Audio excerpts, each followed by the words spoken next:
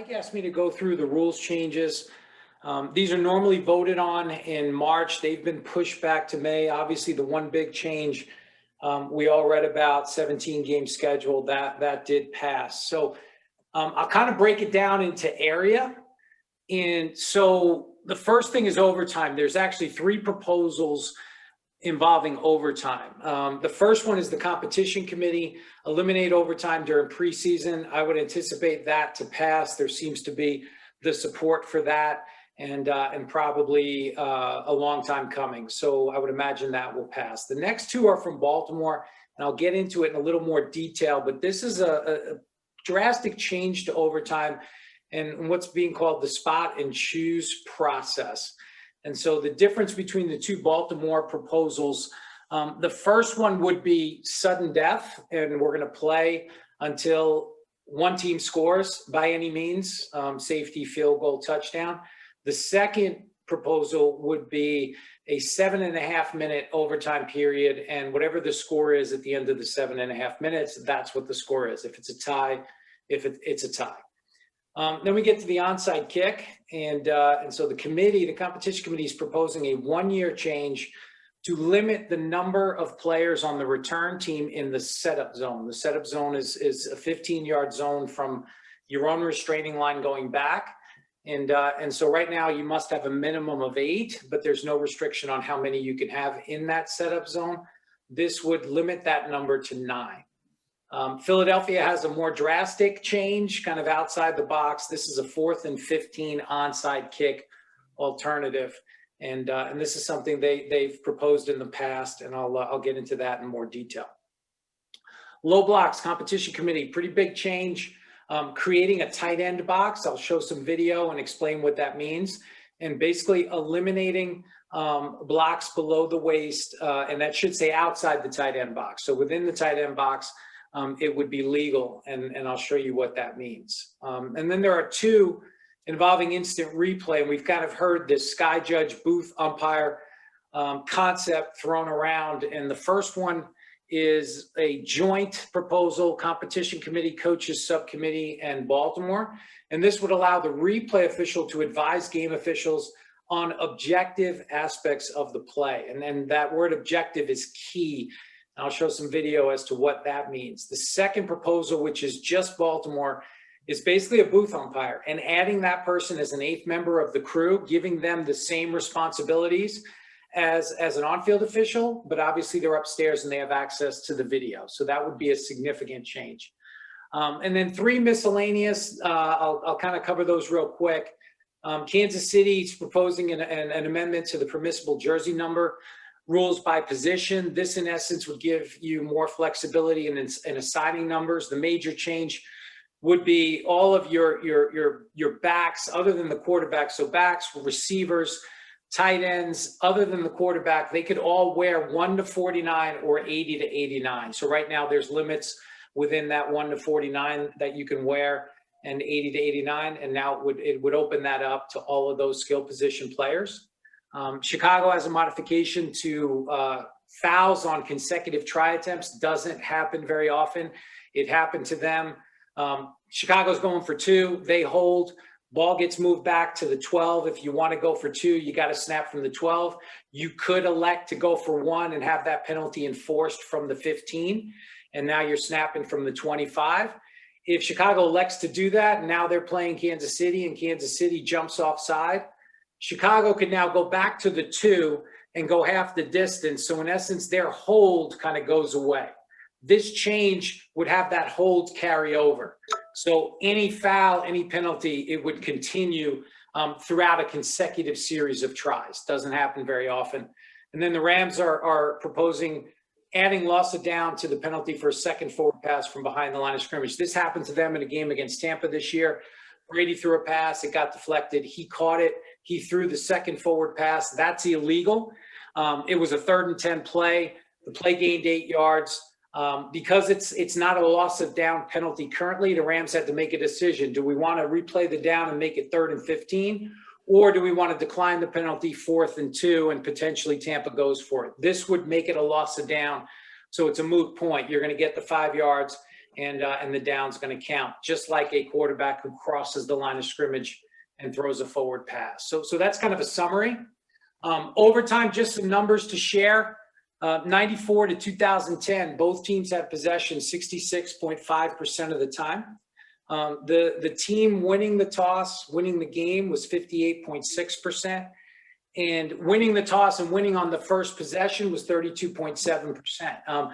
That 58.6 was a concerning number. There seemed to be a lot of emphasis on the coin toss, right? You win the toss, you go down, you kick the field goal, you win the game. The other team never gets an opportunity. Why 94? That's when the kickoff was moved back to the 30. And so in theory, right, you're kicking from the 30 versus the 35. That gives the offense better field position, starting field position, and a better chance to win in overtime. In 2011, the kickoff was moved back to the 35. And then in 2012, the rule went in, the current rule, both teams get an opportunity to possess unless the safety or touchdown is scored. And you can see the change in the numbers, right? 81.3, both teams have possession. Coin toss, less impactful, 46.5%. Team winning the toss, winning the game, and then winning the game on the first possession after winning the toss, cut almost in half, 17.4%. So what does spot and choose mean? It's definitely interesting. So you're going to have a coin toss, and the winner of the toss has to choose one of two privileges. Either you're going to spot the ball, and that includes what end zone you're going to defend, or you're going to elect to go on offense or defense first. And the key is the spot is exercised first. There's no kickoff, and the spot is exercised first. So Baltimore's playing the Steelers. We go to overtime. Baltimore wins the toss. They elect to go on offense. Now the Steelers get to pick what yard line they're going to start at, and they have to say that, and they have to basically say that first. So in theory, I can't think of a situation where we're not starting at the 1 yard line, but I'm sure it's possible. But that's what spot and choose means. Kind of outside the box. My personal thoughts on overtime, I don't think there's an issue with NFL overtime. As we have discussions about overtime over the years, there's two guiding principles with NFL overtime. Maintaining the integrity of the way the game is played for 60 minutes, right? All three phases, offense, defense, and special teams, and also having the element of sudden death. All right, the game can end on any one play, so don't get up out of your seat. The competition committee has always tried to maintain those two guiding principles, right? College doesn't have it, and this proposal, spot and choose, while the first one would have a sudden death element, it does eliminate the kickoff. I'm sure it creates some strategic intrigue, but again, not sure this is going to pass. I don't think it has the support. All right, the onside kick. So this was the change that was made in 2018. So significant changes on the kickoff. So the return team has to have at least 8 in the setup zone, right? So here's the setup zone. But more importantly, the kickoff team, right? No more than 5 to a side. Can't motion, you can't shift. You got to have at least 2 between the hash and the numbers on either side, and you got to have 2 outside the numbers on both sides. So why was that done? That was done for safety reasons. It was done to create more of a punt look, eliminate some of those high-speed collisions. But one of the unintended consequences was the onside kick became it was already a difficult play to execute. It became even more difficult. So you can see before the change in 2017, we were at 16.7% success. That got cut in half when the change went in, 8.3. Slight uptick in 2019, but there's a guy on this call that is personally responsible for that uptick, who was with Atlanta, and a lot of those onside kicks were our friend Ben in Atlanta. And then you can see where we were in 2020, 6.2%. So that's concerning. Why is the onside kick important? Obviously, it allows the team that's behind multiple scores to come back. And you have to have that, because if you don't have that, then it's just going to become impossible. You're going to run out of time, and we want close finishes. We want closer games. So the committee is certainly looking at that. The committee proposes minimum must have 8, but you can't have more than 9 in the setup zone. So typical expected onside kick, most teams you're going to have 10 up there. One of these players would have to be behind the 40. That's the committee's change. In theory, one less body maybe that allows the kicking team an opportunity or gives them a better chance to make that recovery successfully. So that's Dean. yeah. Dean, do you think that's going to be effective? I'm just curious. Like, if you were the commissioner tomorrow, how would you balance what you just said, which is you want great finishes, you want the team behind to have a chance to come back? How would you balance that with safety concerns with the play? Yeah, I mean, this play has been such, because we've kind of played both sides of the coin. We want it to be a play that can be executed. We also want it to be a safe play. That's why we got rid of the overloads. We got rid of, all of that, the run up. I don't know. This is a 1-year change. I don't think the committee knows what the result is going to be. That's why they're putting it in for 1 year to see what the number shows us next year. I would defer to the special team coaches if they think this is going to have a significant impact. But I know the committee proposing it for 1 year, they want to kind of figure it out.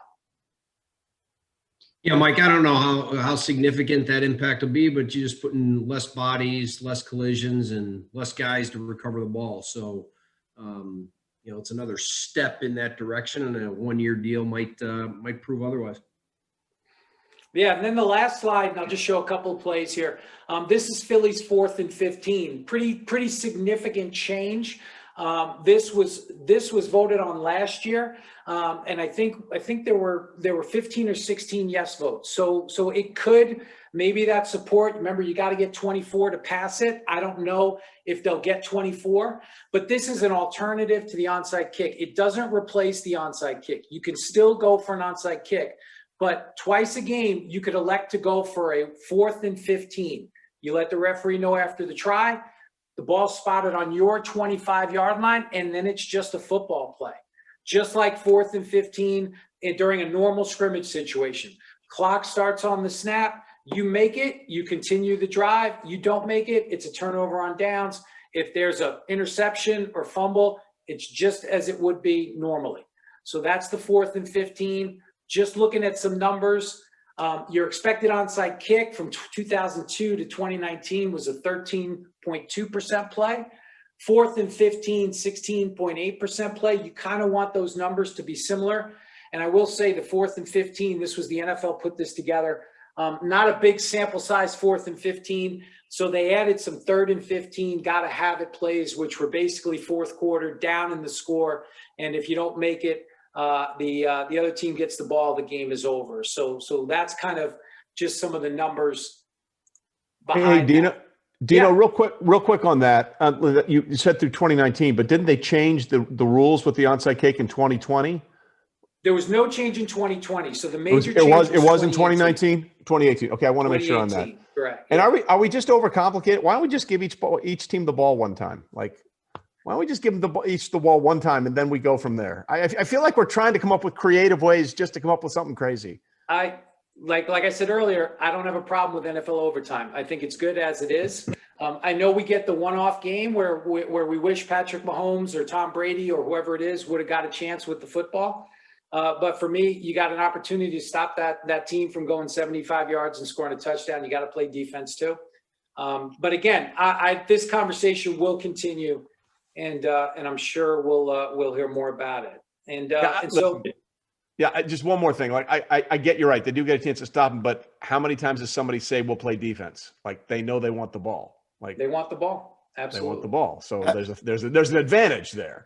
You got to check with Marty Morningwig on that one, would you? Well, that was outside. I remember Champaign-Urbana. Marty did it once, and Belichick did it once on a Sunday night game against the Broncos when the wind was really bad. But outside of those incredible situations, everybody's taking the ball, so they think it's an advantage. Hey, Dean, just curious, like, if you were the commissioner of all the things you talked about, what do you think, like, from your experience, what do you think is the most important thing that has to get corrected? Well, I do think, I think the low blocks, I think that's where we've headed. We've migrated in that direction, eliminating low blocks, anywhere in open field, in space. And so I think that's something, player safety, that is important. And I also think that we got to figure out instant replay and where do we want to go with instant replay? Do we want to go, because eventually the technology is going to get to the point where it's almost negligent to not use it to get these plays correct. And then I go back to, And I remember George Young and being 20-something years old and listening to George talk about when we put replay back in. And I'll never forget, he said, well, the camel's nose is under the tent. And I didn't know what that meant. I said, this guy, this, you can Google it. I was like, this guy won 2 Super Bowls and he's talking about the camel in the tent, but he was prophetic. And he said, like, once we open the door, it's going to slam, it's going to be wide open. And I think we got to figure out, what do we want from replay and how much assistance do we want to give the officials on the field? Because the game is getting faster and the officiating, while it's better than it's ever been, the technology is going to outpace the human eye and the ability on the field every time. If we don't want collisions and we don't want them running into each other, when we want safety, why do we let them block? Why don't we just say, hey, you can have fewer people in there offensively or either way, but why do you let them block? They're going to run into each other. They're going to run into each other every time on that. No, there's no question. Look, I was involved in the XFL and you all saw the XFL kickoff. I thought that was innovative. I thought it was different. And it was more like a scrimmage down, and you didn't have those high speed collisions. I think, again, a lot of this is going to be driven by the injury data and the concussions and the head injuries. And I think we could see, and Ben has been a part of this for a long time with trying to work this kickoff play and keep it in the game, but keep it as safe as possible. And I think we're going to end up, continuing this conversation at length. Well, Ben can tell you, I mean, on the onside kick, there's guys pointing them out and they're going to go get them. They're going to block them. Why don't we just say you can't block? I think it's an interesting point. You don't get a running start. Like if you had a running start on the kickoff team, that would be different. But now that you don't have a running start, the receiving team has an advantage already. We've seen that because it was only 6% or what got it. Yep. But if you don't let them block, at least you got a kind of a fair chance that might get the ball anyway. Yeah, and you're not running into each other. It's definitely worth discussing. I think that has merit. This is just want to define the tight end box for you. So the tight end box, and this is new, this is going to be the normal tight end position laterally. And it's going to be 5 yards on either side of the ball. Okay. So that's your tight end box. That's where you can block low. And once the ball leaves the box, you can no longer block low. The box no longer exists. So this would be a significant change. So as we look at this, watch both tackles. They can both cut. They're in the box. That's fine. But once that ball goes outside, now here we got to stay up. We have to stay up. And so we watch this. This is going to take this number 3 down here. Here's your third receiver 3, right? Can't go low anymore if this passes. So he's got to stay up. That's good. Okay, if you watch the right tackle here, one more. Watch the right tackle. Yeah. Outside the box, got to stay up. So that's the change.